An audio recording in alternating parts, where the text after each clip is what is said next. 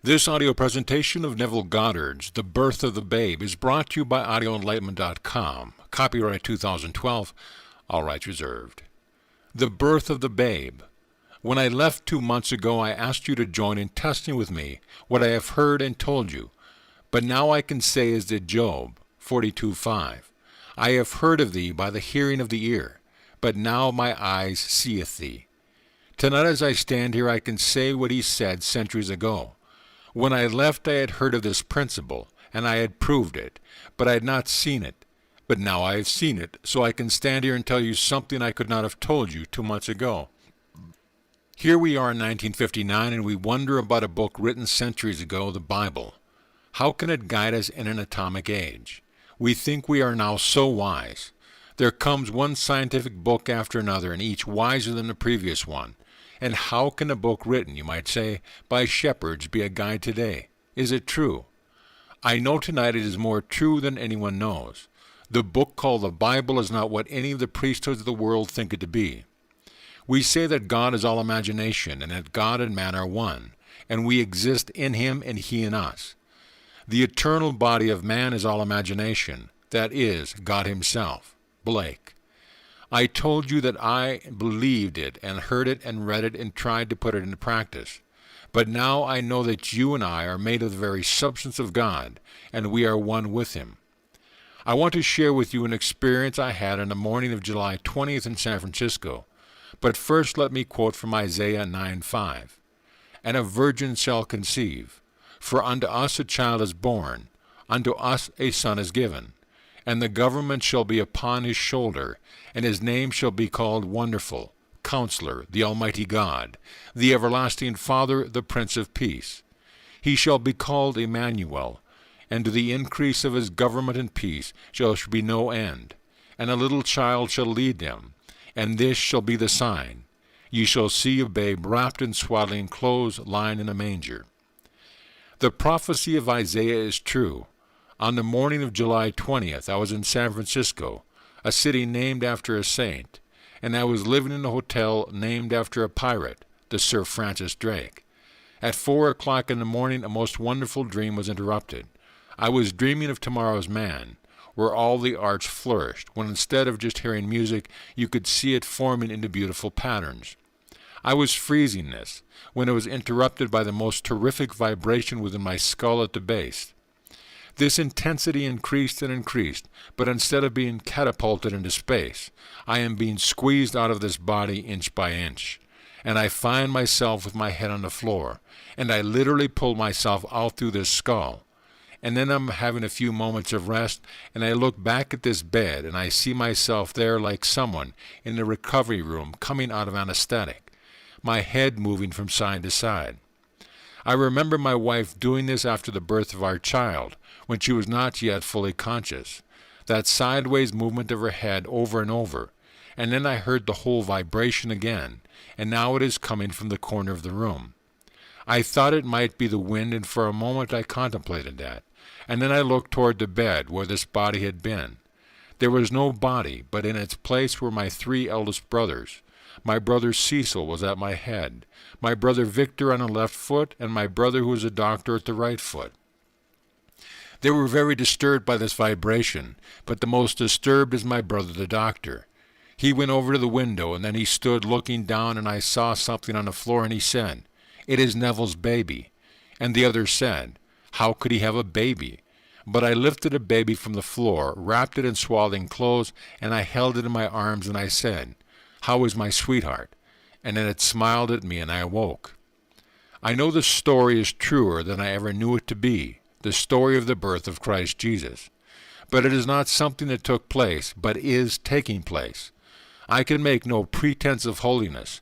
I have done everything. I have lived life fully, and I think richly. Everything I have done to excess. That is why I am. So I cannot be proud that I gave birth to the Son, nor can I be ashamed. But when I see as I have seen, then I know the story is truer than the priesthoods of the world tell us. In John 3:2 we are told of Nicodemus, a ruler of the Jews, who came secretly to Jesus. We know thou art a teacher come from God, for no man can do these miracles except God be with him. And Jesus told him, "You must be born again, or you cannot see the kingdom of God." And Nicodemus said, "How is it possible, when a man is old, that he can enter into his mother's womb and be born again?" And Jesus told him, "You must be born from above. The wind bloweth where it list, and thou hearest the sound thereof, but cannot tell whence it cometh, and whither it goeth. So is every one that is born of the Spirit. We speak that we do know, and testify that we have seen. I know today that we are all born of the flesh, which is called Cain, or Ishmael, or Esau, or John the Baptist. But the most perfect born of woman is not equal to the least in the kingdom that is born from above. So everyone in the world is going to be born from above. It has nothing to do with physical virginity, the story of the virgin birth, or a physical Christ. That is blasphemy. Mary is never a physical virgin, but every man or woman in the world is that virgin. And I tell you, that which is born is a gift. To us a child is born, to us a son is given. I had no concept that on that morning of July 20th, I would be carrying the Son of God.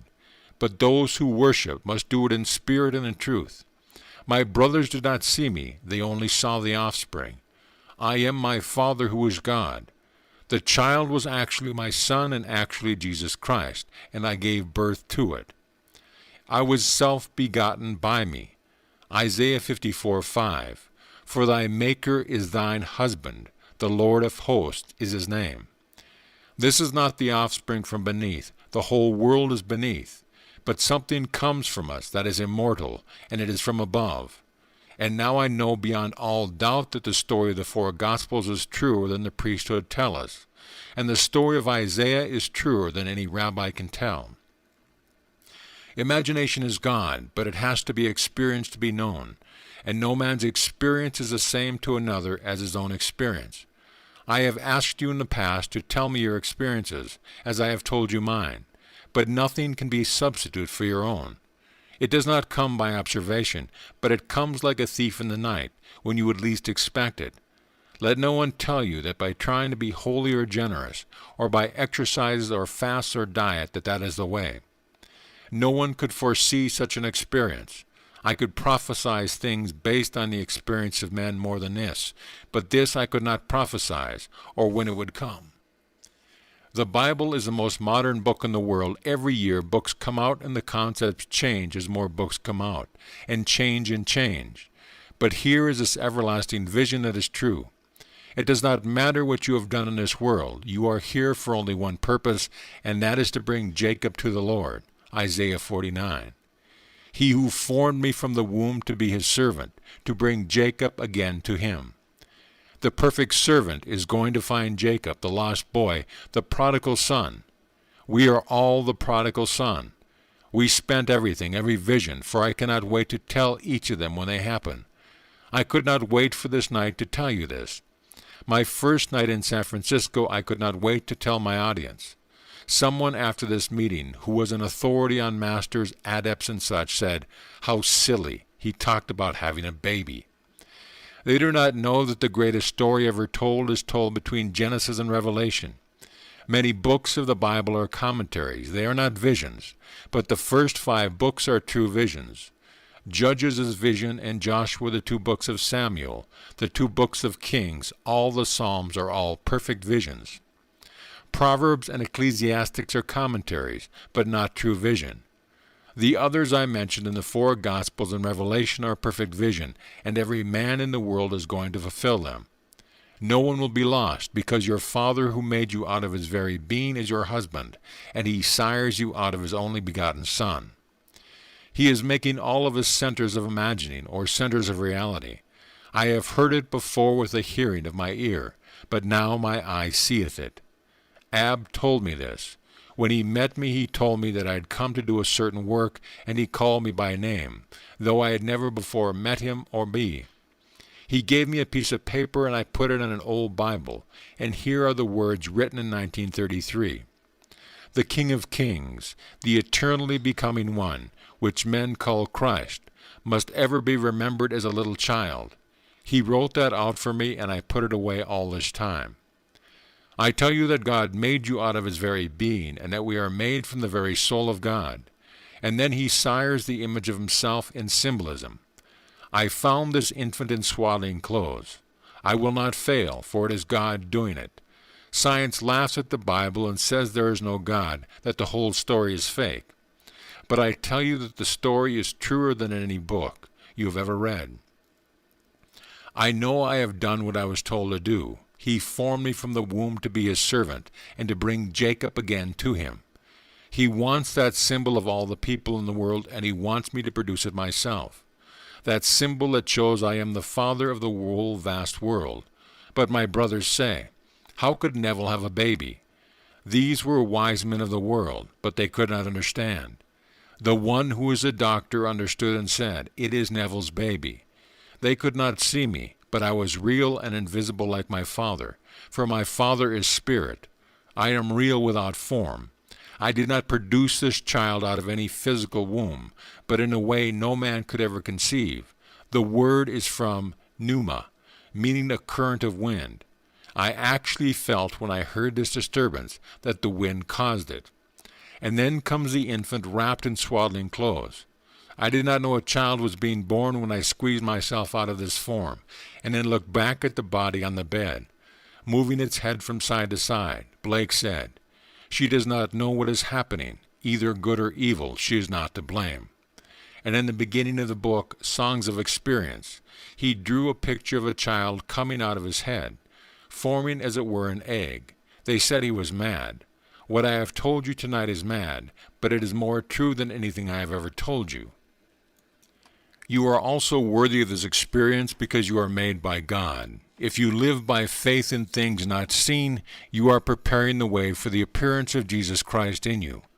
If your faith is based on things seen, you are not preparing the way. For the child is not born by the passage of time, but by the faith of the one involved. I hope you have not done anything you must feel too sorry about, but no matter, in the eyes of your Father you are pure. I had no knowledge of what was taking place. It comes like a thief in the night. It has nothing to do with the good and evil people talk about. Blake said, I do not consider either the just or the wicked to be in a supreme state, but to be every one of them states of sleep which the soul may fall into, its deadly dreams of good and evil, when it leaves paradise following the serpent, from great selfhood. Now I know, night after night the whole experience unfolded to me. I would turn back to the Bible the next day and find things I had never seen before. I have taught the Bible for 25 years, yet now the whole thing is greater. Yet it does not deny what I told you, that God and man are one, and all imagination. God is actually seated here as you are seated here. There is only God. Blake said, if thou humblest thyself, thou humblest me. Thou also dwellest in eternity, thou art a man. God is no more, thy own humanity learn to adore. Black, red, yellow, there is only God and nothing but God. Man can reach the sun and go into interstellar space, and it is nothing to the unfolding of the visions given to us. When you have the experience and you hold your own Christ and know you fathered it, Blake said, for there the babe is born in joy that was begotten in dire woe. Just as we reap in joy the fruit which we in bitter tears did sow. This whole vast world is a furnace, and we are tried and then received back by God as background into the imagery of his perfect Son. He awakens us as himself in that moment. For when we awaken, there we are. He is begetting his Son in all of us forever. He descends as the weeping babe, literally, for you were spanked into your first cry when you were born. But this one born from above is not spanked. The one born from below is the Esau, the Cain, but the one I held in my hands is Jacob or Isaac. If I begot Jacob, am I not Isaac? If I begot Jesus Christ, am I not the one men call God? Blasphemy? No. You are made by God for the purpose of bringing forth his only begotten Son. It does not matter whether on this plane you seem unwanted, or even if you put yourself in jail, for God has not ignored you. We are all put into the furnace and are turned burned by the experiences of life. And when we have gone through it all, then he awakens within us and takes us to himself.